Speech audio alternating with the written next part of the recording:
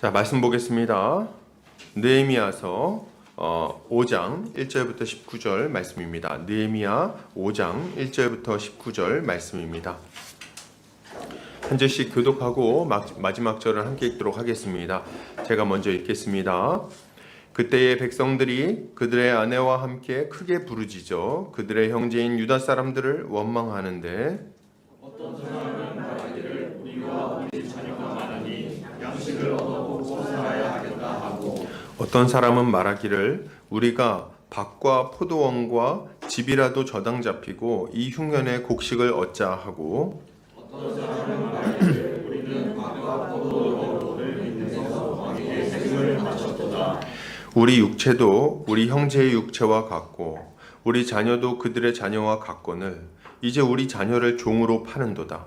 우리 딸 중에 벌써 종된 자가 있고 우리의 밭과 포도원이 이미 남의 것이 되었으나 우리에게는 아무런 힘이 없도다 하더라. 내가 백성의 부르짖음과 이런 말을 듣고 크게 노하였으나 깊이 생각하고 귀족들과 민장들을 꾸짖어 그들에게 이르기를 너희가 각기 형제에게 높은 이자를 취하는도다 하고 대회를 열고 그들을 쳐서 그들에게 이르기를 우리는 이방인의 손에 팔린 우리 유다 사람들을 우리의 힘을 다하여도 못하거늘 너희는 너희 형제를 팔고자 하느냐 너보나 우리의 손에 팔리게 하겠느냐 하매 그들이 잠잠하여 말이 없기로 내가 또 이르기를 너희의 소행이 좋지 못하도다. 우리의 대적 이방 사람의 비방을 생각하고 우리의 하나님을 경외하는 가운데 행할 것이 아니냐. 나와 내 형제와 손자들도 역시 너가 양식을 백성에게 구워 주었거니와 우리가 그 형제들을 바칠지니라. 그런즉 너희는 그들에게 오늘이라도 그들의 밭과 포도원과 감람원과 집이며 너희가 구워준 돈이나 양식이나 새 포도주나 기름의 100분의 1을 돌려보내라 하였더니 그들이 말하기를 우리가 당신의 말씀대로 행하여 돌려보내고 그들에게서 아무것도 요구하지 아니하리이다 하기로 내가 제사장들을 불러 그들에게 그 말대로 행하겠다고 맹세하게 하고. 같이 읽겠습니다. 내가 옷자락을 털며 이르기를 이 말대로 행하지 아니하는 자는 모두 하나님이 또한 이와 같이 그 집과 산업에서 털어버리실지니 그는 곧 이렇게 털려서 빈손이 될지로다 하매 회중이 다 아멘하고 여호와를 찬송하고 백성들이 그 말한 대로 행하였느니라. 죄송합니다. 더 읽어야 되네요. 우리 한번 읽어주세요. 14절.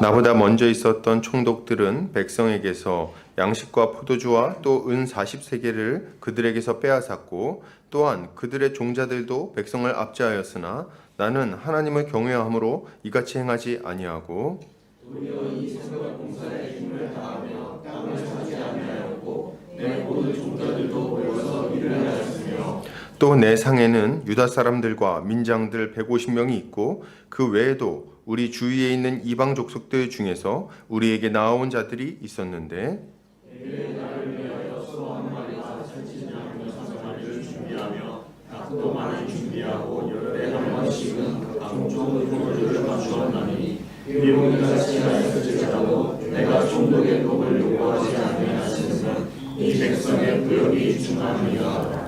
같이 읽겠습니다. 내 하나님이여 내가 이 백성을 위하여 행한 모든 일을 기억하사 내게 은혜를 베푸시옵소서.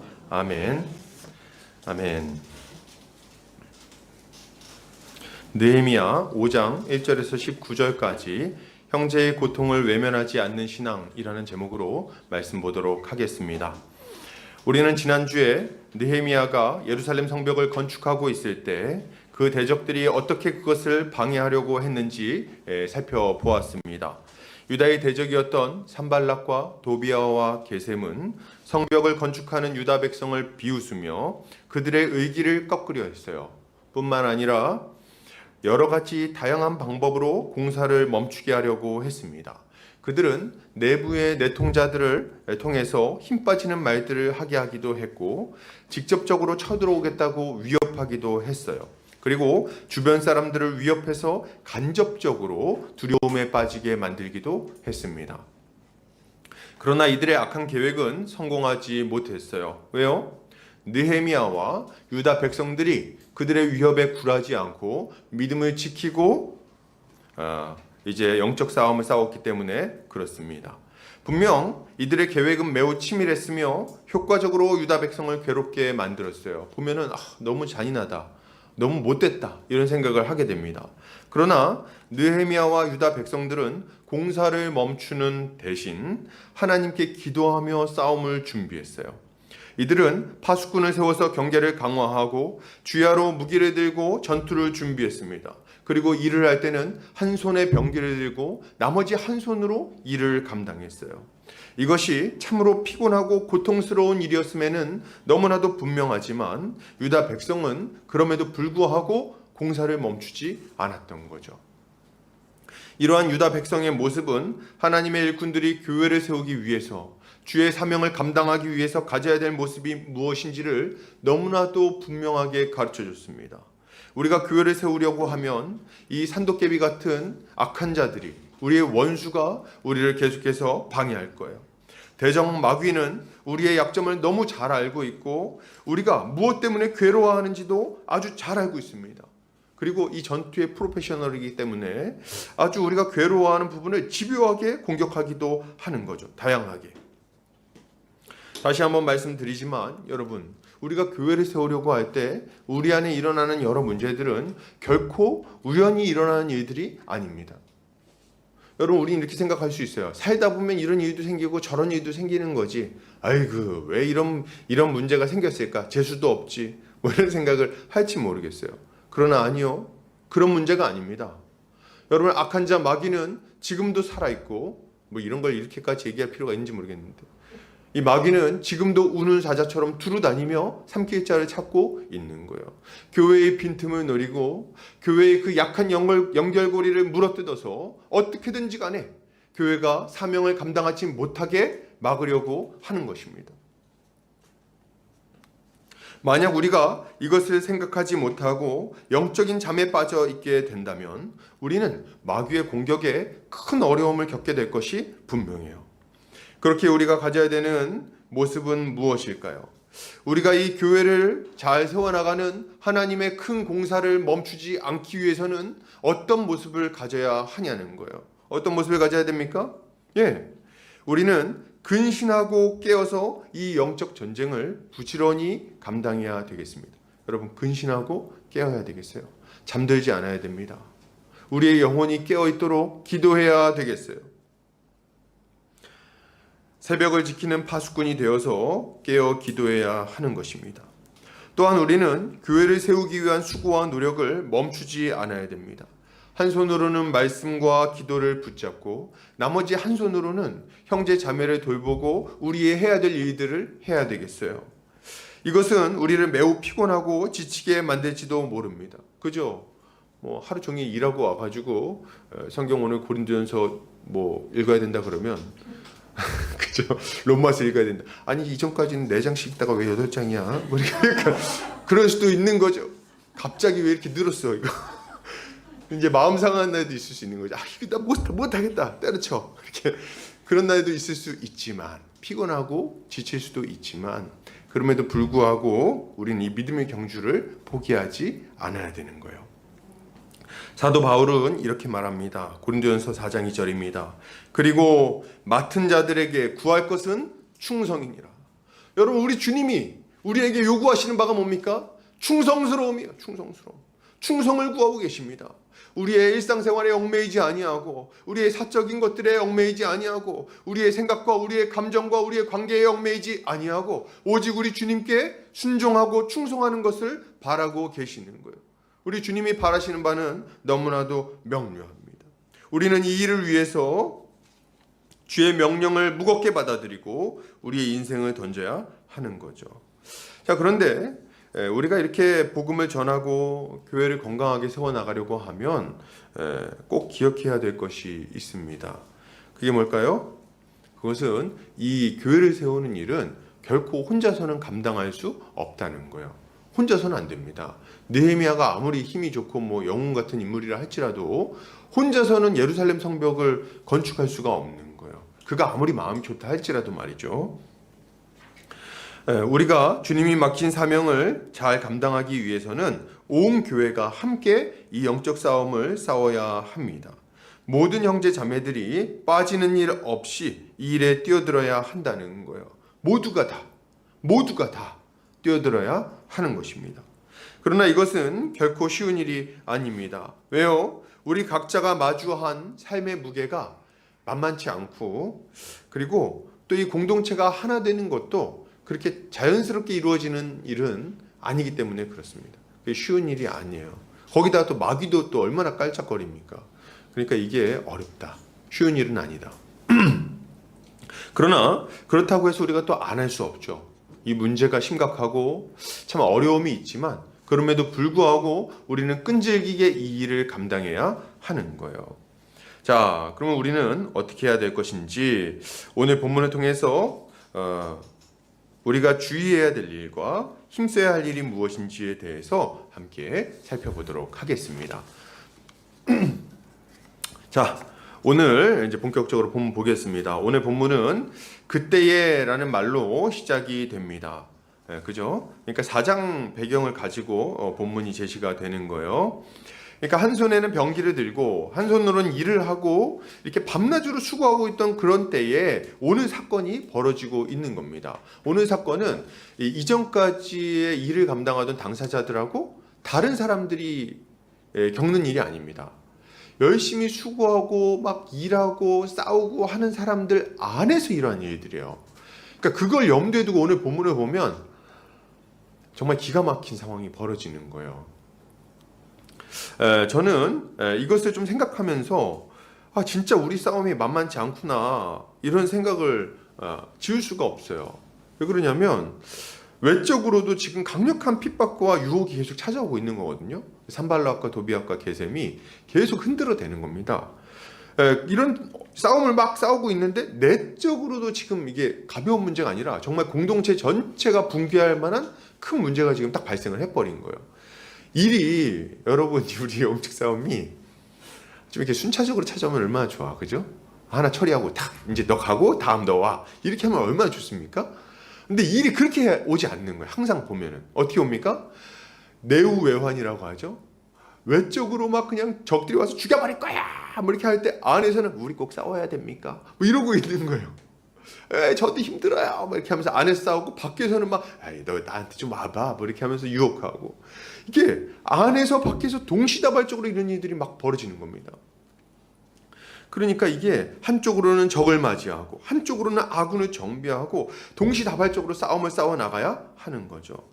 우리는 우리의 영적 전쟁이 이런 모습으로 전개된다는 것을 이해하고 일단 긴장을 늦추지 않아야 되는 거예요. 이게 정말 다각도로 우리를 공격하는구나. 다양한 방식으로 우리를 무너뜨리려고 하는구나. 요거를 일단은 좀 생각을 해야 되는 거죠. 자, 그러면 다시 돌아와서 그러면 어떤 일이 벌어졌는가 좀 보면요. 백성들이 그들의 아내와 함께 부르짖으며 형제인 유다 사람들을 원망하고 있습니다. 1절 그때에 백성들이 그들의 아내와 함께 크게 부르짖어 그들의 형제인 유다 사람들을 원망하는데 이들이 원망한 이유는 뭐였을까요? 먹고 사는 문제 때문에 그랬어요. 먹고 사는 문제 때문에. 어떤 사람들은 말합니다. 우리와 우리 자녀가 많은데 어찌하든 양식을 얻어서 먹고 살아야 됩니다. 지금 굶을 수는 없는 거 아닙니까? 또 어떤 사람은 말하죠. 우리가 돈이 없으니까 밭이나 포도원이나 집을 저당 잡히고 이 흉년에 어떻게 곡식을 좀 얻어야 될 상황입니다. 이게 보면 참 하필이면 또 흉년이에요. 이때가 하필이면 흉년이야. 그러니까 흉년에 먹고 살려고 부동산 담보대출을 받겠다고 얘기를 하는 거예요. 그죠? 또 어떤 사람들은 말합니다. 세금 내야 되는데 돈이 없으니까 밭과 포도원으로 빚을 내가지고 세금 내야 되겠습니다. 이렇게 얘기합니다. 이것도 부동산 담보대출 받아서 뭐 하겠다는 겁니까? 세금 내겠다는 거예요. 이게 지금이랑은 세금의 개념이 달라요, 여러분. 지금이야 뭐 세금 돈 없으면 못 내잖아요. 배째세요. 돈 없습니다. 이러면 그냥 그 연체자로 남는 거예요. 근데 이때는 어떤 때입니까? 왕한테 세금 안 내면 어떻게 돼요? 끌려가는 거예요. 주리를 틀고 막 곤장 맞고 해가지고 어떻게든지 간에 이걸 받아내는 겁니다. 그래서 왜냐면 이때는 뭐 지금처럼 발달되어 있지 않기 때문에 왕이 멀리 있잖아요. 그래서 누가 한 명 이렇게 나 안 내버려 이렇게 해버리면은 기강이 안 서는 거예요. 그러니까 일벌백계에서 이 시스템이 무너지지 않게 하는 그런 상황이었던 거죠. 돈을 안 내면 진짜 죽을 수도 있는 거예요. 그러니까 어떻게 합니까? 울며 겨자 먹기로 자기 집을 담보 잡아가지고 이 세금을 내고 있는 거예요. 힘들어 죽겠는데, 그죠? 네, 그래가지고 이들이 결국 하는 말이 뭡니까? 5절이에요. 같이 읽겠습니다. 시작. 우리 육체도 우리 형제의 육체와 같고 우리 자녀도 그들의 자녀와 같거늘 이제 우리 자녀를 종으로 파는도다. 우리 딸 중에 벌써 종된 자가 있고 우리의 밭과 포도원이 이미 남의 것이 되었으나 우리에게는 아무런 힘도 없도다 하더라. 이게 정말 이게 지금 너무 기가 막힌 일이 막 벌어지는 거예요. 음식을 사려면 돈을 빌려야 되는데 담보물이 없으니까 자식을 종으로 팔았어요. 누구한테요? 형제인 유다 사람한테. 이게 지금 말이 되는 상황입니까? 부동산 있는 사람은 부동산 담보 잡아가지고 돈을 빌렸는데 부동산 없으면 어떻게 할 거예요? 자기 자식을 종으로 파는 상황이 지금 발생하고 있는 거예요. 그래서 옛날에 뭐 이렇게 우리나라에서도 이런 일이 있었죠. 호구지책이 없으니까 애는 많고 그러니까 어떻게 합니까? 애를 이제 보내는 거예요. 옆집에. 그래서 거기로 이제 입양시켜가지고 너 어떻게 먹고 살려면 그래도 가는 게 낫다. 그래서 이제 옛날에 어떤 영화인가요? 봤더니 이제 어머니가 애를 보냈는데 애가 이제 막 먼 길을 와서 엄마한테 찾아온 거야. 그때 엄마 어떻게 합니까? 아주 냉정하게 뭐하러 왔어? 이렇게 화를 내면서 혼을 내고서 이제 막 다시는 오지 말라고 이렇게 한 거예요. 근데 이제 애가 너무 슬퍼가지고 이렇게 있다가 이제 부엌에 가봤더니 부엌에 이게 식객인가 거기 나온 것 같은데 고구마를 쪄놓은 거야. 그래서 그 고구마를 이렇게 먹고 가면 어머니가 밖에 이렇게 그걸 쪄놓는 거야. 애를 근데 자꾸 올까봐 애를 이렇게 냉정하게 대했지만 사실은 이제 정을 못 끊고 뭐 이런 얘기가 너무 여기로 가는데 지금 중요한 건 뭡니까? 그러니까 이게 미칠 노릇인 거예요. 근데 이 종으로 파는 게 이방인한테 파는 게 아니라 이거죠. 누구한테 팔고 있는 겁니까? 유다 백성들한테 지금 이거 종을 잡히고 있는 거예요. 지금 이 상황을 좀 다시 한번 좀 조명을 해보면은 지금 유다 사람들은 우리 주님을 위해서 예루살렘 성벽을 쌓기로 결단을 했어요. 온 유다 백성이 여기 동참을 했죠. 근데 흉년이 든 상황이었어요 그때가. 그래서 먹을 게 부족한 겁니다. 애들은 또 많고, 그래서 먹을 것을 구해야 돼. 근데 일을 해서 돈을 벌어야 되는 가장은 지금 어디가 있는 겁니까? 성벽 공사에 나가 있는 거예요. 성벽 공사를. 그럼 돈이 없잖아. 그럼 누가 합니까? 이제 이 여인들이, 여성들이, 아내들이 그래서 튀어나오는 거예요. 아내들이 나와가지고 품을 팔고 일을 해가지고 가정부를 하고 해가지고 돈을 이제 버는 거죠. 그래서 애들을 먹여 살리는데 이게 돈이 되냔 말이지. 삭바느질 해가지고 애들을 먹일 수가 있습니까? 대여섯 명 되는 애들을 못 먹이는 거예요. 그래가지고 먹을 것도 없고. 근데 이제 여기다 또 세금까지 내라는 거예요. 세금은 꼬박꼬박 또 내야 돼. 그럼 어떻게 합니까? 견디지 못하고 이제 땅이 있는 사람들은 땅을 담보 잡혀서 돈을 빌리고, 그리고 땅이 없는 사람들은 자녀를 돈 많은 이웃에게 종으로 파는 거죠.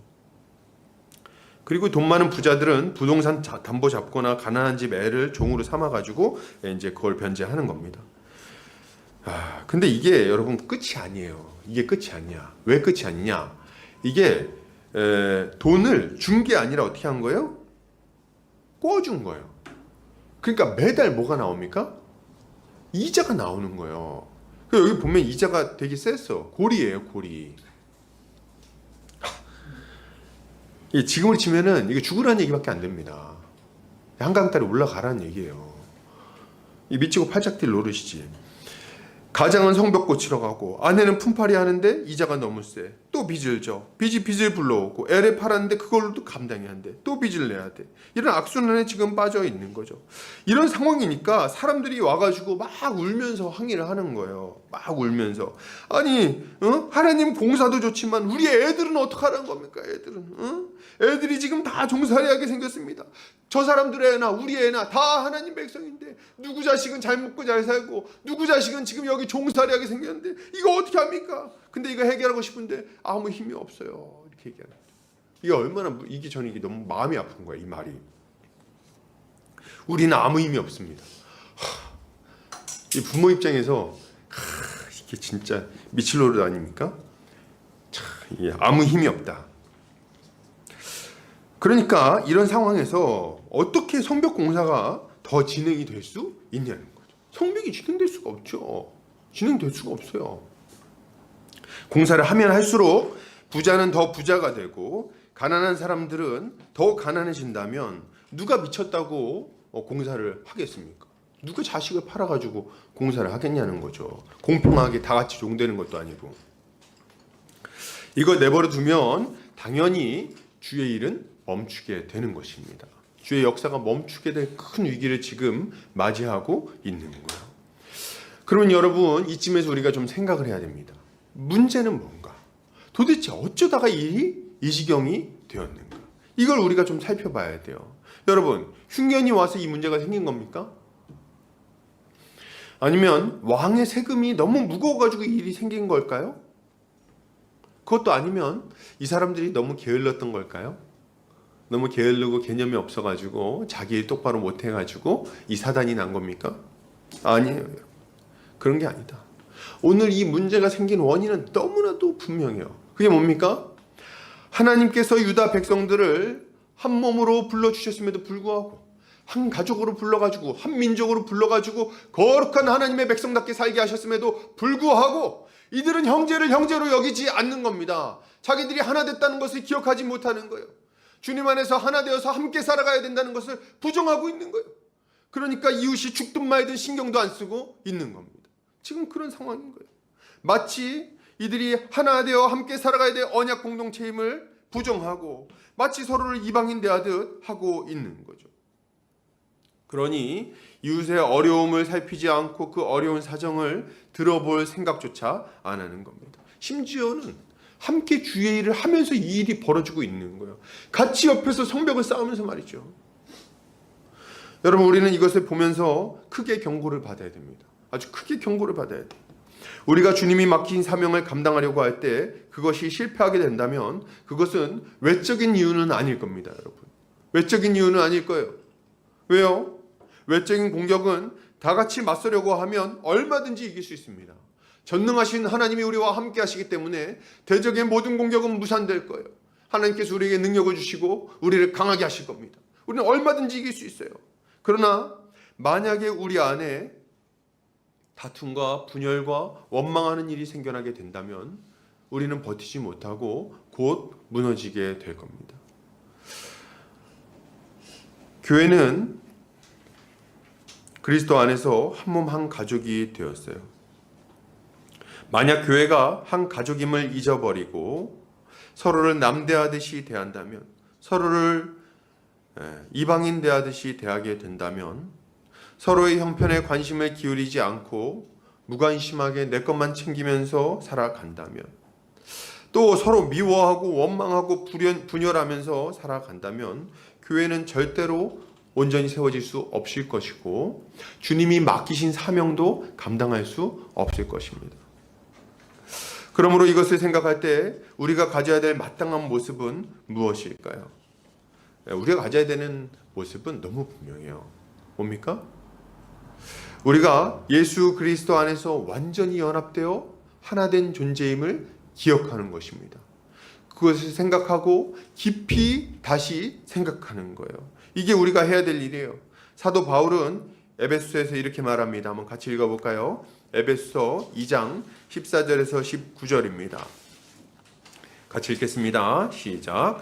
그는 우리의 화평이신지라 둘로 하나를 만드사 중간에 막힌 담을 허시고 원수된 것 곧 의문에 속한 계명의 율법을 자기 육체로 폐하셨으니 이는 이 둘로 자기 안에서 한 세 사람을 지어 화평하게 하시고 또 십자가로 이 둘을 한 몸으로 하나님과 화목하게 하려 하심이라. 원수된 것을 십자가로 소멸하시고 또 오셔서 먼 데 있는 너희에게 평안을 전하고 가까운 데 있는 자들에게 평안을 전하셨으니 이는 저로 말미암아 우리 둘이 한 성령 안에서 아버지께 나아감을 얻게 하려 하심이라. 그러므로 이제부터 너희가 외인도 아니요 손도 아니요 오직 성도들과 동일한 시민이요 하나님의 권속이라. 아멘.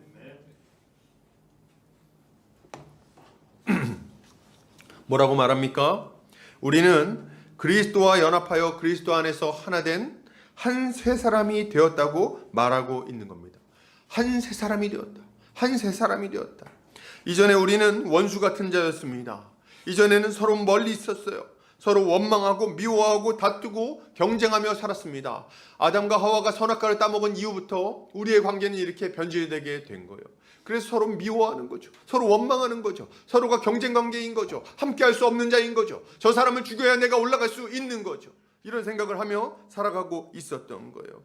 전에 우리는 남자와 여자로 나뉘었고, 젊은이와 늙은이로 나뉘었고, 부자와 가난한 자로 나뉘었고, 학력 있는 자와 학력 없는 자로 나뉘었고, 지역으로 나뉘었고, 정치색으로 나뉘었습니다. 이게 우리였어요.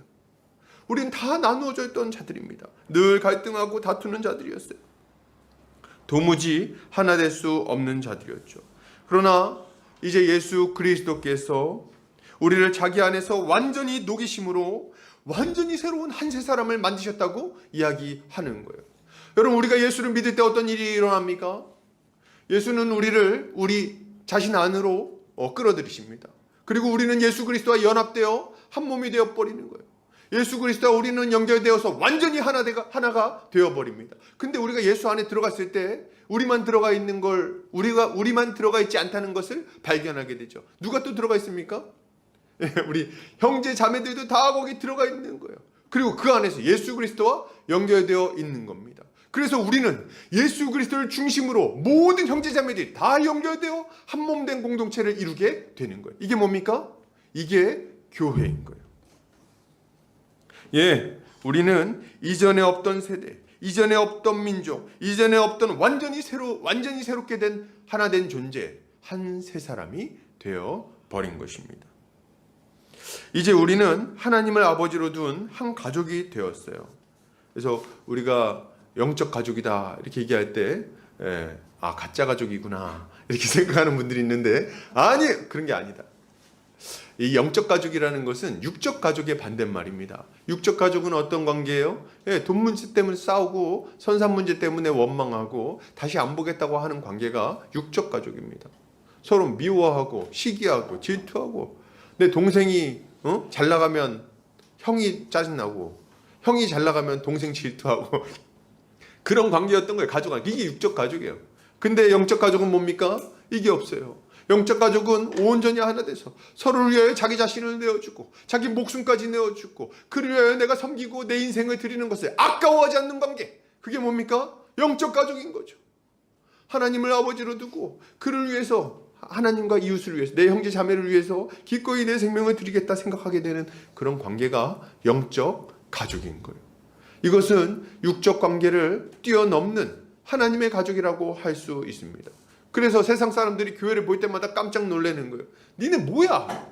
도대체 니들은 뭔데 그렇게 사는 거야? 이전에는 없었던 종자들인데 저 보니까 옛날에는 늘 싸우고 그랬던 것 같은데, 이상하게 저 교회만 가면 애들이 좀 바뀌네. 뭐가 이상해져. 아주 이기적이고 지만 알고 집비 몰라. 그런 자들이었는데 어느 날 보니까 막 가서 자기 막 돈 쓰고 시간 쓰고, 그리고 자기 건강 상해가면서 다른 사람들 섬기고 앉아 있는 거예요. 그리고 나서 나중에 뭐 받는가 봤더니 받지도 않아. 더 줘 막. 뭐 하는 거야 저게 지금? 어떡하지 저렇게 된 거야? 그래서 보니까 걔만 그런가 봤더니 딴 애들도 그러고 있어.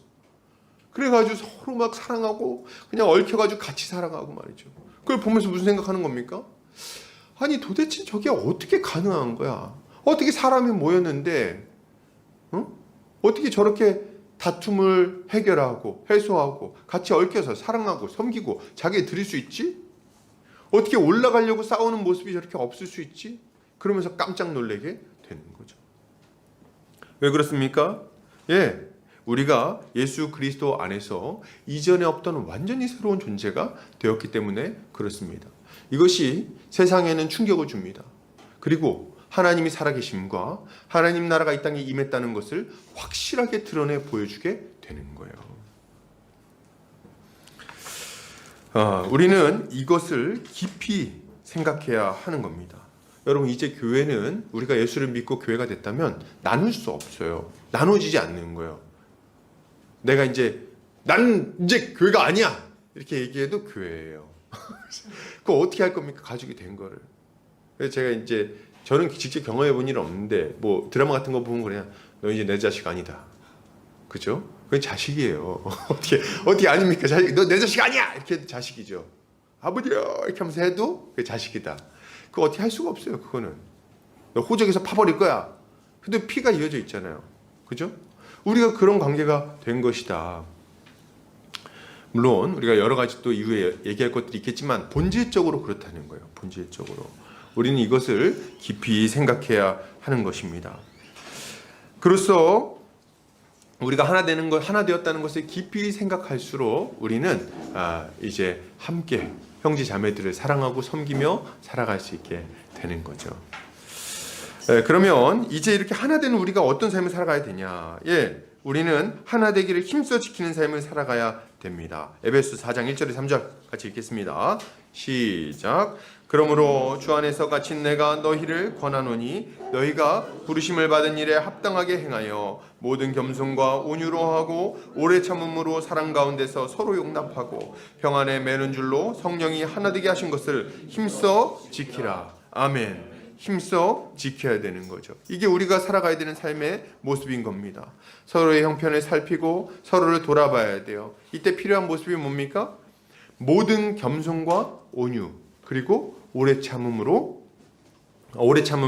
사랑이에요. 이게 우리에게 필요한 자세입니다. 왜 겸손해야 되냐? 하나 되려면 겸손해야 돼요. 교만하면 하나 되기가 힘듭니다. 그죠? 이거 우리 경험적으로 알죠? 교만하면 하나 될 수가 없어요. 겸손해야 된다. 나보다 남을 더 낮게 여겨야 된다. 그리고 온유해야 돼요. 거칠면 안 돼. 이렇게 저는 이렇게 말은 이렇게 돌직구지만 속마음은 여려요. 몰라. 그거 어떻게 알아? 우리가 온유해야 돼. 대할 때 온유하지 않으면 하나 되면 깨지게 됩니다. 계속 회방을 받게 되는 거예요. 그리고 오래 참음이 있어야 돼요. 왜 오래 참아야 됩니까? 우리가 형제자매를 보면은 좀 이렇게 이상한 사람들이 있어요. 근데 오랫동안 이상해. 무슨 말? 저만 재밌나요? 이게 무슨 말입니까? 사람이 빨리 안 바뀌는 거예요. 내가 이 정도 했으면은 좀 잘해주겠지, 바뀌겠지. 안 바뀌, 진짜 안 바뀌어요. 오래 걸려. 그래서 우리에게 뭐가 필요합니까? 우리 좀 보세요. 쉽게 바뀌나? 안 바뀌어요, 잘. 그래서 오래 참음이 필요한 거예요. 겸손, 온유, 오래 참음. 그리고 또 뭐가 필요합니까? 사랑 안에서 용납함. 우리는 형제자매를 용서하고 용납해야 됩니다. 우리가 많이 용서하지 않는다면 절대로 하나 될 수가 없어요. 왜 그러냐면 우리는 흠이 많은 자들이에요. 말과 행동에 있어서. 그래서 저도 이렇게 저를 이렇게 좀 이렇게 돌아보고 그러면은 실수할 때가 굉장히 많아요. 특히 말은 왜 이렇게 실수를 많이 하는지 후회가 됐잖아요, 우리가. 근데 이게 주워 담기가 어려워, 말은. 그래서 그럴 때마다 밤에 잘 때 어떻게 합니까? 이렇게 입을 덮어쓰고 있다. 하지 말 거를. 혼자서 그러고 있는 거예요. 왜 그렇습니까? 말 실수한 거 자꾸 생각이 나는 거예요. 때 바보같이 이렇게 하면서. 근데 주워 담을 수가 없는 거를. 근데 이제 우리가 다 그런 거예요. 그래가지고 누가 이렇게 딱 실수했을 때 저 인간 내가 두고 보자. 나중에 한번 벽돌로 한번 보자. 이렇게 하면은 이러면 하나 될 수가 없는 거죠. 원통함을 품고 있으면 안 돼요. 어떻게 해야 됩니까? 원통함을 풀어야 돼. 그리고 용서해야지 하나 될 수가 있는 거죠. 그리고 용납해야 돼요. 그렇게 해야만 우리가 하나됨을 지킬 수 있는 거죠. 이렇게 우리가 그리스도 안에서 하나 되었음을 기억하고 함께 살아가기를 힘쓴다면, 그러면 우리는 주님이 맡긴 사명을 비로소 안정적으로 잘 감당할 수 있게 되는 거예요. 이렇게 하는 우리 성도님들 되시기를 주의 이름으로 축복합니다. 계속해서 보겠습니다. 그러면 하나된 교회가 함께 사명을 감당하며 살아가기 위해 가져야 될 구체적인 모습은 무엇일까요? 자, 오늘 느헤미야는 백성들의 부르짖음을 듣고 크게 분노합니다. 당연히 화가 나죠. 지금 이게 상황이 화가 나는 상황이에요. 그러나 느헤미야는 성급하게 일을 처리하려고 하지는 않았어요. 왜요? 지금 자기가 화를 내고 막 꾸짖고 그냥 막 승질내는 거는 감정풀이밖에 안 된다는 것을 알고 있었기 때문에 그래요. 그래서 딱 멈춥니다. 그리고 꾸짖어도 이렇게 딱 꾸짖고 막 화를 내도 어떤 목표를 가지고 이렇게 해야 되는지를 딱 머릿속에 생각하는 거예요. 그래서 먼저 이걸 어떻게 일을 진행시켜야겠다 딱 깊이 생각하고 성급하게 움직이지 않는 겁니다. 그리고 나서 이제 일을 처리하려고 하는 거죠. 이거 잘못 감정적으로 처리했다가는 유다 민족이 분열할 뿐 아니라 공사도 멈추게 될 것이 너무 분명한 거예요. 그래서 뭐라 그래요? 깊이 생각했다 딱 나오죠. 깊이 생각하는 거예요. 그리고 이제 일을 해결해 나갑니다. 먼저는 귀족들과 민장들을 불러서 꾸짖습니다. 왜 그러냐면 이 사람들이 민족의 지도자들이었기 때문에 그래요. 지도자들. 아마도 이 일은 하루 이틀 된 일은 아니었을 거예요. 이렇게 비치고 하는 게 하루 이틀 된 얘기는 아니었을 겁니다. 예루살렘에 온 지 얼마 되지 않는 느헤미야는 아마 잘 파악을 못했을 수도 있어요. 이제 알았을 수도 있어요. 그러나 여기 나오는 이 민장들과 귀족들은 이미 알고 있었어요. 다 알고 있었습니다. 알던 문제인데 그냥 뭐 오래된 문제기도 했고 자기도 얽혀있기도 하고 하니까 그냥 넘어가고 있었던 거예요. 그래가지고 느헤미야가 이들을 먼저 불러서 꾸짖는 겁니다. 이 일을 해결하기 위해서 이제 그 처음 이 책임자들을 먼저 문책을 한 거죠. 그리고 모든 사람들을 다 부릅니다. 대회를 열어요. 대회를 열어서 모든 백성이 불만 없이 이 해결 과정을 볼 수 있도록 딱 오픈을 해버립니다. 그리고 불만 있는 자들이 있다 할지라도 함부로 행동하지 못하게 하는 거예요. 진짜 똑똑하지 않습니까? 이렇게 좀 할 수 있으면 얼마나 좋아. 근데 우리는 또 이렇게 뭐 일 터지면은 어떻게 해요? 마음만 급해가지고 당장 오라 그래, 당장 오라 그래, 뭐 이렇게 하죠. 근데 이제 우리는 좀 깊이 먼저 생각을 해야 된다. 깊이 신중할 필요가 있는 거예요. 이후에 느헤미야는 부유한 자들이 저지른 잘못이 무엇인지를 딱 정확하게 지적을 해줍니다. 8절 9절 그들에게 이르기를 우리는 이방인의 손에 팔린 우리 형제 유다 사람들을 우리 힘을 다하여 도로 찾았거늘 너희는 너희 형제를 팔고자 하느냐 더구나 우리의 손에 팔리게 하겠느냐 하매 그들이 잠잠하여 말이 없기로 내가 또 이르기를 너희의 소행이 좋지 못하도다 우리의 대적 이방 사람의 비방을 생각하고 우리 하나님을 경외하는 가운데 행할 것이 아니냐. 느헤미야는 먼저 그들이 다른 사람도 아니고 형제를 팔았다는 사실을 지적하고 있어요. 어떤 형제입니까? 다른 사람들이 힘을 다해서 노예에서 벗어나게 해준 형제들입니다. 그러니까 이게 지금 이 느헤미야가 와서 한 일은 아닌 것 같고요. 그냥 그동안 있었던 일이었던 것 같아요. 먼저 어떤 일이 있었냐면 이 사람들이 유다 백성 남겨진 유다 백성이 좀 힘이 없잖아요. 그러니까 돈도 부족하고 하니까 빚을 지고 종살이를 했던 것 같아요. 이방인들한테. 그때 이 유다 백성이 돌아와서 자기들 재물을 풀어가지고 그들을 되사온 겁니다. 자유민을 만들어준 거예요. 돈을 내가지고. 근데 이제 그런 상황인데 그러니까 굉장히 뿌듯한 얘기죠. 아주 자랑스러운 일이에요. 근데 그렇게 불러다 놓고 지금 뭐 하는 겁니까? 그렇게 불러다 놓고 니들이 지금 종을 삼으면 이게 지금 뭐 하자는 거냐? 이렇게 얘기를 하고 있는 거죠. 이게 얼마나 악한 일입니까? 그리고 느헤미야는 이것이 대적의 비방을 받게 할 만한 일이며 하나님의 영광을 가릴 일이라고 말합니다. 그렇죠. 지금 이 얘네들 하고 있는 거를 산도깨비가 보면 얼마나 황당하겠어요. 이 얘기하지 않겠습니까? 이방인의 고통에서 뭐 벗어나게 해주겠다고 하면서 이제 자기가 형제를 괴롭히고 있는 거니까 뭐가 달라? 그리고 느헤미야는 이제 이렇게 얘기한 이후에 하나님을 경외하는 가운데 행해야 할 것이 아니냐고 책망합니다. 그죠? 하나님 살아계시다고 믿고 말하면서 이 하나님의 명령을 멸시하는 행동을 지금 하고 있는 거 아니겠습니까? 그러니까 이렇게 책망을 하고 있는 거예요. 지금 느헤미야의 책망을 보면 우리가 하나됨을 깨고 좀 이렇게 잘못을 행하지 않기 위해서 주의해야 될 게 뭔지를 알 수가 있습니다. 뭘 주의해야 되는지 알 수가 있어요. 먼저 우리는 우리의 말과 행동으로 인해 형제가 시험에 들지 않도록 주의해야 되겠습니다. 이거 주의해야 되는 거예요. 여러분, 우리의 형제는 어떤 사람입니까? 우리 옆에 있는 형제 자매들은 그리스도께서 그를 위하여 죽으신 형제입니다. 사도 바울은 우상 제물을 먹는 문제를 설명하면서 이렇게 말합니다. 고린도전서 8장 11절 같이 읽어볼까요? 시작. 그러면 내 지식으로 그 믿음이 약한 자가 멸망하나니 그는 그리스도께서 위하여 죽으신 형제라. 아멘. 이게 지금 무슨 상황이냐면 당시에 이제 고기를 시장에서 파는데 대부분의 고기는 우상의 제물로 바쳤던 고기였습니다. 그래가지고 손잡고 막 이렇게 제물을 드리잖아요. 그거 이제 시장으로 나오는 거예요. 그러니까 이제 예수를 믿는 사람들이 그걸 딱 보고 아 이거 우상 제물이야 먹지 않아야 돼 이렇게 생각하고 있었던 거예요. 근데 어떤 사람들은 복음을 깊이 이해한 사람들이 있었어요. 이 사람들은 이 우리 외부에서 우리 안으로 들어가는 것은 우리를 더럽게 할 수 없다는 것을 알았습니다. 예수 그리스도께서 우리의 죄를 깨끗하게 씻어주셨기 때문에 저건 그냥 고기에 불과하고 우상은 가짜신이야. 그러니까 내가 여기에 매일 필요가 없어. 이걸 아는 사람들이 있었던 거예요. 그래서 어떻게 합니까? 그걸 그냥 막 먹었어요. 근데 그걸 뭐 먹으니까 어떤 문제가 생깁니까? 교회 안에 아직 믿음이 연약한 자들이 있잖아요. 그걸 보고 목사님이 지금 저걸 먹어? 이렇게 하면서 이제 놀래버린 거예요. 그러면서 크게 시험에 든 겁니다. 크게 시험에 들고 본인은 아직 그러니까 지식이 부족하기 때문에 양심에 거리끼는데도 불구하고 이거 뭐 먹어도 되는 건가? 이렇게 하고 그냥 먹은 거예요. 그러면서 그 양심이 더러워지고 시험에 드는 일이 막 발생하게 된 겁니다. 그러니까 이 사도 바울이 그걸 가지고 뭐라 그래요? 야 지금 너 지금 뭐 하는 거야? 네 지식으로 지금 네 형제를 망하게 하고 있는 걸 모르겠니?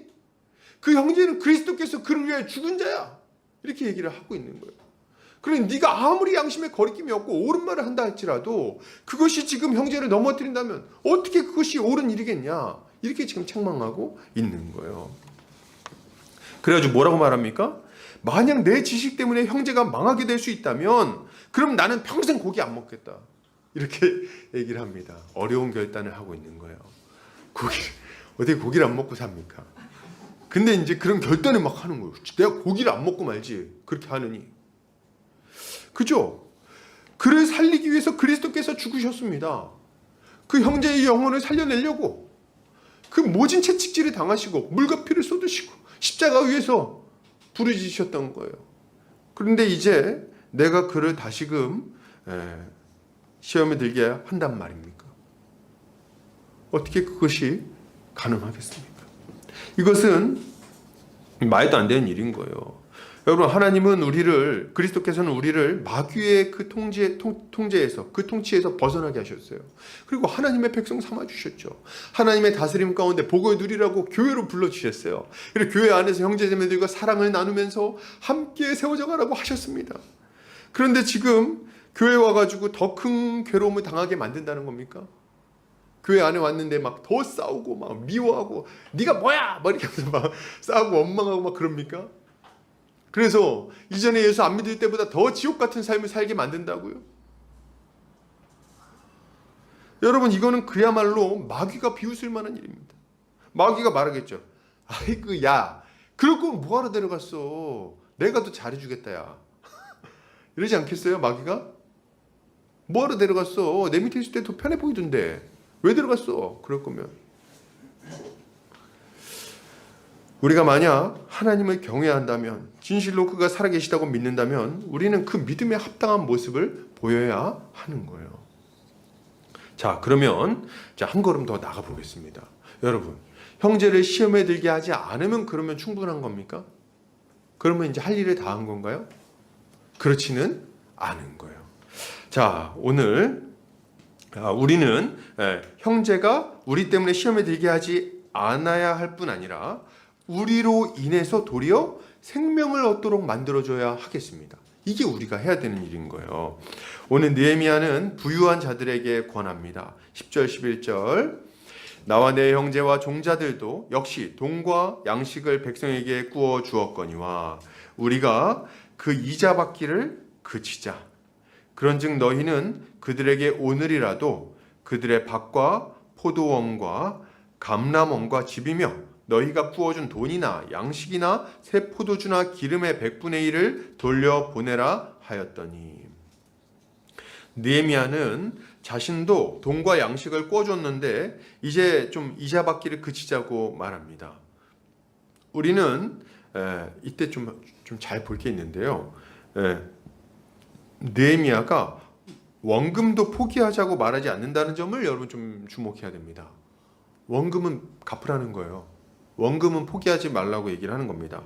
근데 여러분, 이게 딱 볼 때 아이고 느헤미야도 똑같은 인간이구만 이런 생각하면 안 되는 거예요. 이게 지금 느헤미야가 돈 아까워서 이런 소리 하는 게 아닙니다. 지금 이거는 부자들이 손해볼까 봐 하는 제안이 아니에요. 무슨 말입니까? 만약 구워준 거를 다 받지 말라, 원금도 받지 마 이렇게 명령했으면 아마 지금 당장은 분위기가 지금 삼엄하잖아요. 그러니까 앞에서는 그렇게 할게요 이렇게 했을 수도 있어요. 똥 밟았네 이렇게 하고 그냥 다 털어버려 이렇게 하고 끝낼 수 있어요. 문제는 뭡니까? 흉년이 안 끝났잖아요. 다음에 돈을 빌려줄 것 같아요? 안 빌려주죠. 이제 먹고 어떻게 먹고 삽니까? 제발 돈 좀 빌려주세요. 아니 나 아니야. 네 알아서 해. 그거 뭐 어차피 뭐 그냥 달라 그러지 왜? 뭘 빌려달라 그래? 이렇게 얘기하지 않겠습니까? 그러니까 이게 앞으로는 만약 여기서 지금 당장 돈 안 받는 거는 좀 기분은 좋을지 모르겠지만 이 문제 자체를 해결하는 데는 전혀 도움이 안 되는 거예요. 오히려 중장기적인 관점에서 보면 더 심각한 문제가 생기게 되는 거죠. 갈등이 더 커지고 분열하게 되고 원망하게 되고 그러지 않겠습니까? 그래가지고 이자를 받지 말자고 이렇게 딱 얘기를 하는 거예요. 그래서 이자를 포기하는 정도라면 어떻습니까? 이자를 포기하는 정도라면 이제 아유 그래 뭐 다 같이 어려운데 그냥 좀 빌려주고 나중에 받지 뭐 이 정도 생각을 할 수가 있는 거예요. 그리고 또 빌리는 사람들은 여러분 이걸 알아야 돼요. 빌려주는 사람만 죄성이 있는 게 아니에요. 빌리는 사람도 죄성이 있습니다. 그래서 그들도 일하지 않고 먹고 살기 바래요. 누가 힘들게 일해가지고 돈 벌고 싶어요. 그렇지 않습니까? 가끔씩은 일 안 하고 돈 많은 사람들이 좀 팍팍 나눠줘가지고 그걸로 그냥 먹고 살면 편하겠다 이런 생각 할 수 있는 거 아닙니까? 그래가지고 둘 다 문제가 되는 거예요. 근데 성경의 원리는 일하지 않은 자는 먹지도 말라는 게 너무나도 분명한 원리입니다. 사람을 파괴하는 일이기 때문에 그래요. 일상을 파괴하는 일이기 때문에. 이건 너무 길게 얘기할 필요 없이. 그렇기 때문에 이자는 안 받더라도 원금은 갚으라고 얘기를 한 겁니다. 여러 가지 생각을 한 거예요. 그리고 이렇게 했을 때 지금 이제 이 중장기적인 문제가 해결이 되게 되는 거죠. 이어서 느헤미야는 받은 돈이나 양식이나 포도주나 기름의 100분의 1을 돌려보내자고 말합니다. 그러니까 이거는 원금을 돌려보내자는 얘기는 아니었던 것 같고요. 아마 가난한 자들이 이자로 내어놓았던 거를 돌려보내자고 요청을 했던 것 같습니다. 100분의 1을 돌려보내자고. 그러니까 이거 계산을 누가 해놨더라고요. 그래서 월 1%잖아요. 그 월 1%면은 이제 연으로 하면 연 12% 이자인 거예요. 연 12% 이자를 지금 받고 있었던 겁니다. 그래서 지금은 연 12% 너무 센 거 아니야? 지금 연 7%도 빡센데 생각 이제 할 수 있잖아요. 근데 그게 아니라 당시의 기본적인 이자, 이건 그래도 좀 조금 받은 거예요. 이방 세계에서 기본 이자는 20%입니다. 그렇기 때문에 아주 고리대금은 또 아니었어요. 근데 이제 그냥 이 사람들은 너무 어려우니까 그것도 무거웠던 거죠. 근데 어쨌든 그 1%를 월 1%잖아요. 그걸 이제 돌려보내자고 얘기한 겁니다. 이거 왜 돌려보내자 그랬을까요? 당장 먹고 살아야 되니까. 지금 먹을 게 없어서 막 울고 있으니까 야, 지금 이번 달 받은 거 빨리 돌려줘. 그거 가지고 끼니 해결하고 문제를 좀 어떻게 좀 당장 좀 해결하게 해. 이렇게 지금 요청을 한 거예요. 다행스럽게도 이런 느헤미야의 요청을 들은 지도자들은 그렇게 하기로 결단을 합니다. 12절. 그들이 말하기를 우리가 당신의 말씀대로 행하여 돌려보내고 그들에게 아무것도 요구하지 아니하리이다 하기로 내가 제사장들을 불러 그들에게 그 말대로 행하겠다 맹세하게 하고. 보면 아주 주도 면밀하죠. 재밌는 거는 이제 돌려보내겠습니다 이렇게 했더니 박수 이렇게 하고 끝내지 않았다는 거예요. 돌려보내겠습니다 했더니 제사장 불러 제사장 해가지고 바로 공증을 받아버립니다. 그래가지고 이거 빼박으로 더 이상 이게 돌이킬 수 없게 해버리는 거예요. 왜 그렇습니까? 이게 제가 이 느헤미야를 보면은 이 느헤미야가 사람에 대한 이해가 깊어요. 그래가지고 우리가 얼마나 죄인인지를 너무 잘 알아. 여러분 당장 앞에서는 내가 돈 갚을게, 내가 돈 안 받을게 이렇게 해놓지만 막상 딱 고일이 딱 닥치잖아요. 그럼 마음이 또 바뀌어요. 사람 마음이 흔들흔들 한다는 거지. 그러니까 그런 일이 없도록 아예 못을 딱 박아버리는 거예요. 똑똑하지 않습니까? 그러니까 일을 하려면은 이렇게 해야 되는 거예요. 이렇게 문제를 해결하는 느헤미야와 이에 순종하는 지도자들의 모습은 여러분 우리가 어려움 가운데 있는 형제들을 어떻게 도와야 할 것인지에 대해서 생각하게 합니다. 이걸 우리가 생각해야 돼요. 오늘 느헤미야는 가난한 형제들이 장기적인 악순환에 빠지지 않도록 막아줍니다. 그리고 단기적으로는 그가 먹고 살 문제를 해결해가지고 공경에서 벗어나도록 도움을 주는 거죠. 이것은 교회가 어려움 가운데 있는 형제들이 무너지지 않도록 어떻게 실제적인 도움을 줄지를 알려주는 거예요. 여러분 생각해 보세요. 일단 우리의 도움은 영적인 도움에 그치지 않는다는 것을 좀 깊이 좀 생각을 해야 됩니다. 실제적으로 도움이 돼야 돼요. 어떤 형제가 먹을 것이 없어서 고통을 당하고 있는데 이렇게 얘기하면 어떻습니까? 막 오늘 저 지금 이제 일주일째 밥도 못 먹고 있어요. 라면도 없고 좀 직장을 좀 새로 구해야 될 것 같아요. 뭐 이런 얘기가 나왔어. 근데 그걸 보고서 아이고 자기 어떡하냐, 내가 기도할게 이렇게 하고 가. 그러면 어떻습니까? 이게 뭐야 이게? 이렇게 허무한 일이 어디 있습니까? 정말 기도하긴 하는 거예요? 이게 너무 말도 안 되는 얘기를 하는 거예요. 이거는 말이 안 맞는다. 우리가 정상적인 정서를 가지고 있는 사람이면 어떻게 합니까? 야, 너 밥 안 먹었어? 일주일 굶었다고? 야, 이 자식아 전화를 해야지. 일로 와. 이제 뼈해장국 먹으러 가자 해가지고 뼈해장국 먹고 이제 하지 않겠습니까? 이게 정상이죠. 이게 정상이라는 거예요. 야고보는 이렇게 말합니다. 야고보서 2장 15절에 17절 같이 한번 읽어볼게요. 시작. 만일 형제나 자매가 헐벗고 일용할 양식이 없는데 너희 중에 누구든지 그에게 이르되 평안히 가라, 더웁게 하라, 배부르게 하라 하며 그 몸에 쓸 것을 주지 아니하면 무슨 이익이 있으리요. 이와 같이 행함이 없는 믿음은 그 자체가 죽은 것이라. 아멘. 죽은 믿음이죠. 그게 무슨 소용이 있습니까? 그게 믿음이에요. 그게 무슨. 만약 우리가 정말 한 몸 한 가족이 되었다면 절대로 형제의 어려움을 방치하지 않을 거예요. 그래 돕겠죠. 우리는 먼저 형제가 악순환의 고리에서 벗어나서 자립할 수 있도록 도울 겁니다. 이렇게 도와야 되는 거예요. 그가 적당한 직업을 가질 수 있도록, 그리고 가정을 건강하게 잘 꾸려나갈 수 있도록 구조적인 문제들을 잘 살피고 해결해 줄 거라는 거죠.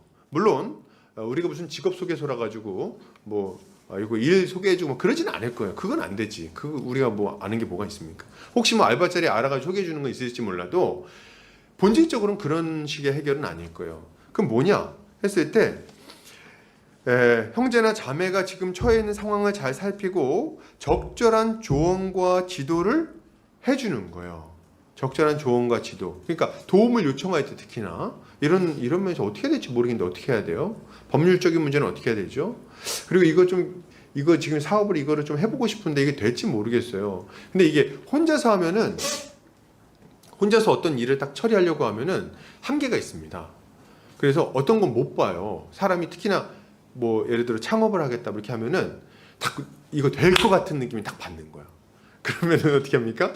주변을 잘 안 살피고 그냥 이제 될 거야 하나님이 도와주실 거야 이렇게 하면서 하는 경우가 있다는 거죠. 근데 사실 창업이 쉽습니까?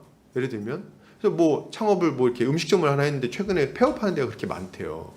왜 그러냐면 충분히 준비가 안 된 상태에서 이제 이걸 창업하기 때문에 이런 문제가 생기는 거죠. 근데 이거를 혼자 하면 그렇지만 교회에 있는 형제 자매들이 이거를 같이 공유하면 어떻게 됩니까? 서로 각자 고민해 주겠죠. 야, 근데 이것도 생각해야 돼. 너 내가 아는 사람이 이거 했는데 이 문제는 너 주의해야 돼. 목이 중요한데 너 거기는 내가 볼 땐 좀 어렵다. 다시 한번 살펴봐봐.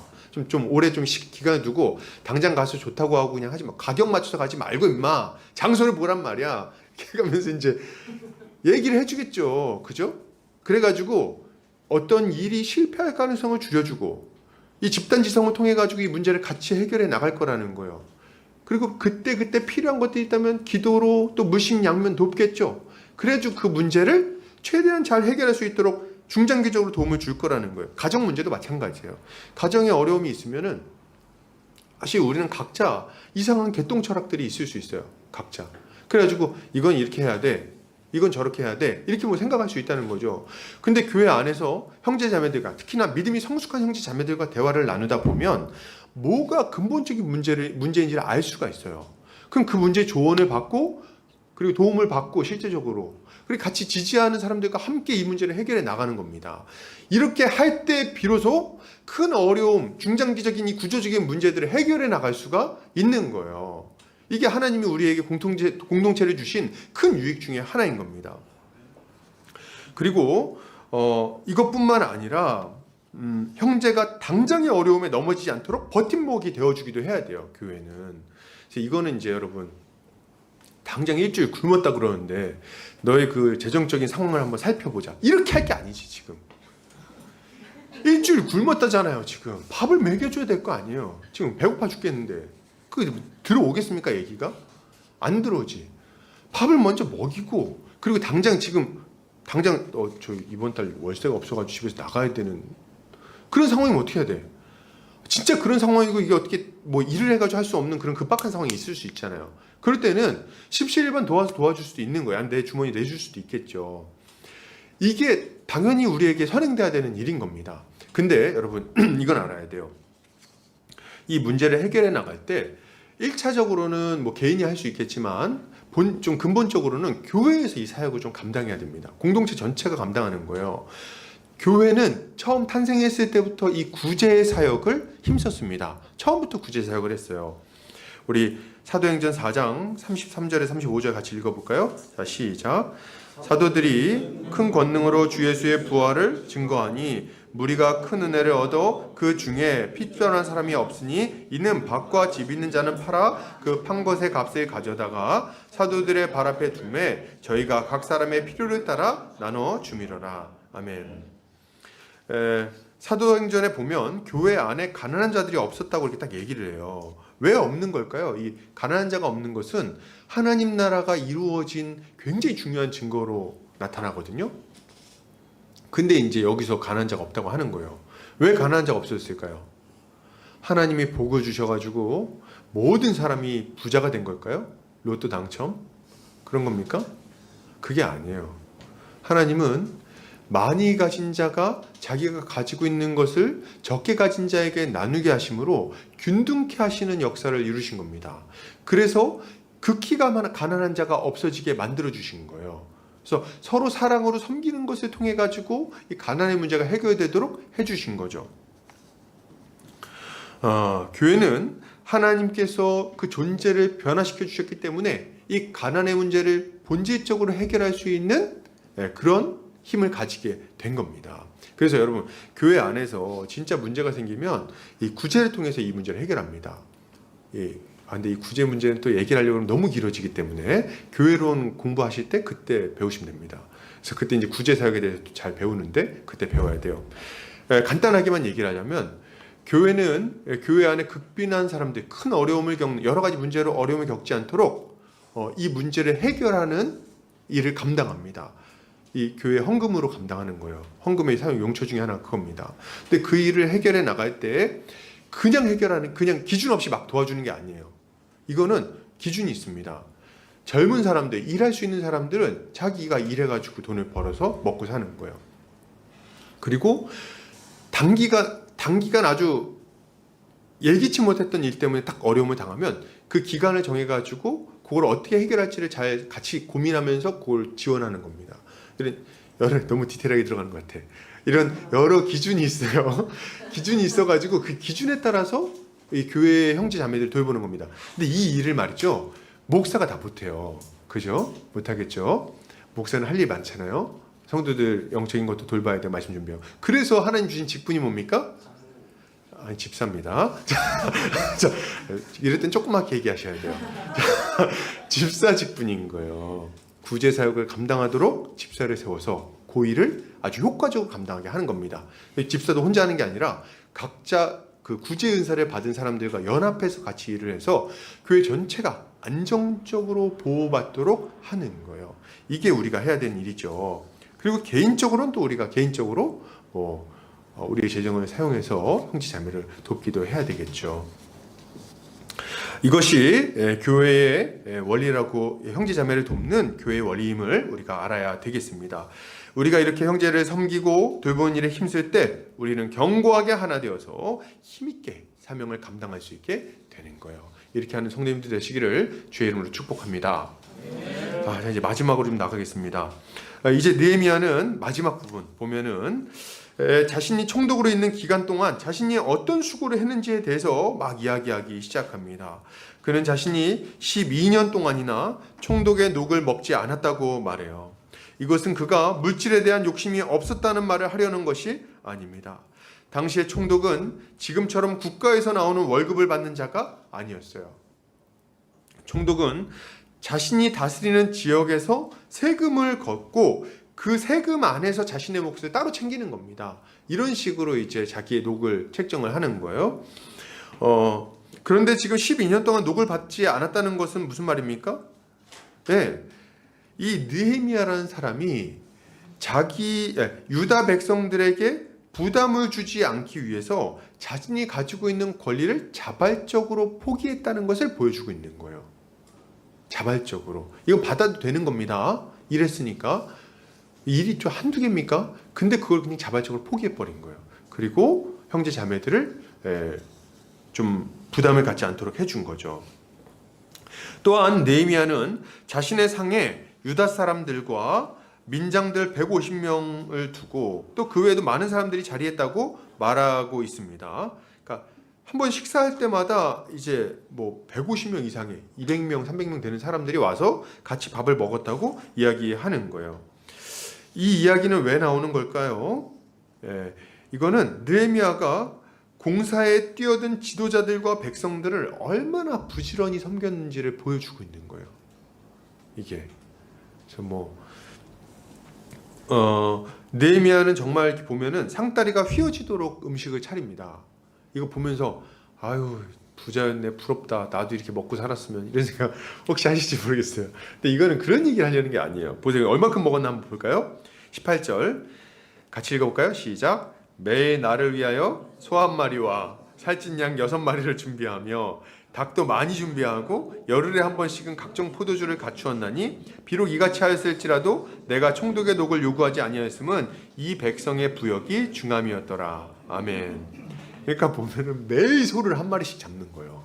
소를 한 마리씩. 와, 소 한 마리면 엄청 많이 먹거든요. 제가 이게 도축업자가 아니라 잘은 모르겠지만 진짜 100명 단위로 먹어요. 그리고 양도 커요. 생각보다 살찐 양. 근데 양도 6마리. 그리고 닭은 또 치킨은 한두 마리가 아니라 많이 잡았어. 그러니까 엄청 많은 거예요. 이게 무슨 진짜 이거를 느헤미야 혼자 먹었으면 진짜 푸드파이터죠. 근데 푸드파이터라도 이렇게는 못 먹어요. 근데 이제 이 어마어마한 양을 준비를 해서 이제 상에 차려놨다, 이렇게 얘기를 하고 있는 거예요. 왜 그렇게 했냐? 이건 누가 먹는 겁니까? 150명의 민장들과 참여한 유다 백성들과 그리고 이를 돕는 이방 사람들을 다 불러 모아서 지금 먹이고 있는 겁니다. 그러니까 이게 지금 표현은 내 상에서 먹었다 이렇게 얘기하는데 그러니까 지금으로 치면 약간 한밭집을 한밭집을 자기가 돈을 다 내는 거예요. 그래가지고 이제 공사하다가 중간에 식사할 때 그 식사비는 안 내고 그냥 먹을 수 있게 해놓은 겁니다. 근데 그냥 한밭집 수준이 아니에요. 이게 지금 총독이 먹는 수준의 음식을 이렇게 차려놓은 거예요. 한밭집을 한정식에다 차려놓은 거예요. 그래서 끼니 때마다 가가지고 한정식에서 밥을 먹는, 지금 그런 상황이지. 소갈비 먹는 거 아닙니까? 대단한 거예요. 근데 이거를 뭘로 준비했다 그래요? 자기 사비로 준비했다고 이야기를 하는 겁니다. 정말 대단하지 않습니까? 와, 존경스러운 인물이에요, 진짜. 오늘 이 느헤미야의 모습은 하나님의 일꾼들이 가져야 될 모습이 무엇인지를 잘 보여줍니다. 느헤미야는 형제들을 섬기기 위해서 자신이 마땅히 누릴 수 있는 권리를 포기했어요. 자신이 마땅히 누릴 수 있는 권리를 포기했다. 왜요? 형제 자매들을 유익하게 할 뿐 아니라 형제들에게 따라야 될 모본을 보이고자 한 거예요. 여러분, 우리가 주의 일꾼이 되어 교회를 섬기고자 한다면 우리는 마땅히 누릴 수 있는 권리도 포기할 수 있어야 됩니다. 그런 날이 있어요. 내가 누릴 거 다 누리려고 한다면, 대접받을 거 다 대접받으려고 한다면 주의 일을 할 수는 없습니다. 그건 안 될 일이에요. 세상에서는 우리가 높임받고 대접받는 위치에 있을 수 있습니다. 나이도 찾고 지위도 있고 사회적 지위도 있고 어디에 가든 상석에 앉고 사람들의 섬김으로 편안히 있을 수도 있겠죠. 그러나 우리가 교회의 일꾼이 되고자 하면 어떻습니까? 우리는 우리가 마땅히 누릴 수 있는 권리를 포기해야 하는 겁니다. 사도 바울은 에베소 장로들과의 마지막 만남에서 자기 사역에 대해 이렇게 증언합니다. 사도행전 20장 33절에 35절입니다. 읽어볼까요? 시작. 내가 아무의 은이나 금이나 의복을 탐하지 아니하였고 여러분이 아는 바와 같이 이 손으로 나와 내 동행들이 쓰는 것을 충당하여 범사에 여러분에게 수고하여 약한 사람들 돕고 또 주 예수께서 친히 말씀하신 바 주는 것이 받는 것보다 복이 있다 하심을 기억하여야 할지니라. 아멘. 그러니까 이 지금 사도 바울은 자신이 형제 자매를 돕기 위해서 내가 마땅히 받을 수 있는 것들을 포기하고 도리어 섬김의 자리로 나아갔다고 말하고 있는 겁니다. 그렇죠? 이것이 이제 주의 일꾼의 모습이라는 거예요. 그리고 뭐라고 말합니까? 주는 것이 받는 것보다 복이 있다. 이렇게 얘기를 하는 거예요. 참 멋진 모습이죠. 여러분, 주는 것이 받는 것보다 복됩니다. 섬기는 것이 섬김 받는 것보다 훨씬 더 복된 거예요. 우리 주님은 이런 자들을 결코 모른 척하지 않으십니다. 가난한 자에게 구워주는 것은 주님께 구워주는 것인 줄 알라 그러셨어요. 예, 우리가 섬김의 자리로 나아가면 우리는 사람을 섬기는 것이기도 하겠지만 우리 주님을 섬기는 것임을 알아야 됩니다. 정말 아무것도 아닌 것 같은 어린아이들, 보잘것없는 자들, 나에게 아무런 도움이 되지 않을 것 같은 그런 좀 이렇게 그렇게 보이는 사람들, 그런 사람들을 섬길 때 우리에게 뭔가 갚을 게 없는 그런 사람들을 섬길 때 그 자리까지 내려갈 때 우리 주님은 도리어 그것이 진짜 나를 섬기는 것이라 말하고 내가 그들에게 반드시 갚아주겠다고 말씀하시는 거예요. 그럼 여러분, 누군가를 섬길 때는 받을 것을 생각하지 않으시기 바랍니다. 야, 내가 이만큼 했는데 넌 양심도 없냐? 이런 얘기를 하지 않으시기 바랍니다. 그냥 주는 것이 받는 것보다 복되구나 이렇게 생각하고 열심히 섬기세요. 그렇게 할 때 우리 주님이 그것을 기쁘게 보시고 갚아주실 거예요. 여러분, 우리 주님이 우리에게 이렇게 말씀하십니다. 요한복음 13장 12절에서 15절입니다. 같이 읽겠습니다. 시작. 그들의 발을 씻으신 후에 옷을 입으시고 다시 앉아 그들에게 이르시되 내가 너희에게 행한 것을 너희가 아느냐? 너희가 나를 선생이라 또는 주라 하니 너희 말이 옳도다. 내가 그러하다. 내가 주와 또는 선생이 되어 너희 발을 씻었으니 너희도 서로 발을 씻어주는 것이 옳으니라. 내가 너희에게 행한 것 같이 너희도 행하게 하려 하여 본을 보였노라. 아멘. 여러분, 우리 주님은 우리 모두의 선생이셨지만 그럼에도 불구하고 기꺼이 종의 자리로 내려가셨어요. 제자들의 발을 닦아 주셨습니다. 예, 우리 주님은 만주의 주시오 만왕의 왕이셨지만 우리를 섬기기 위하여 기꺼이 십자가에 자기 목숨을 내어주셨습니다. 그분은 하나님과 본질상 동등한 분이셨어요. 그러나 그럼에도 불구하고 그것을 누리려고 생각하지 아니하시고 우리 모든 사람을 살리기 위하여 기꺼이 비천한 인간의 몸으로 이 땅에 오신 겁니다. 그리고 저 끔찍한 십자가에 달리심으로 우리에게 생명을 전해주신 거예요. 여러분, 이것이 우리의 주님입니다. 우리는 이 주님을 믿음으로 말미암아 거듭난 사람들인 거예요. 이 주님의 섬김으로 말미암아 하나님의 생명을 받은 자들입니다. 이 예수 그리스도로 말미암아 기쁨과 복을 지금도 누리며 살아가고 있다는 거죠. 그러니 어떻게 우리가 안 섬길 수 있습니까?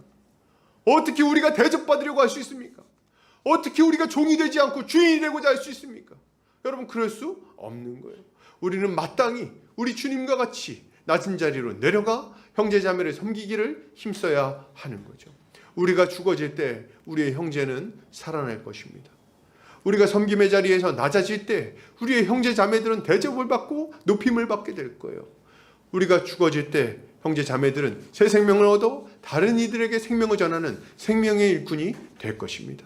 이것을 믿음으로 이 믿음의 자리에 나아가야 할 거예요. 이렇게 하는 성도님들 되시기를 주의 이름으로 축복합니다. 결론을 드립니다. 여러분, 우리가 그리스도 안에서 한 몸 한 가족이 되었다는 것을 꼭 기억합시다. 그리고 깊이 생각합시다.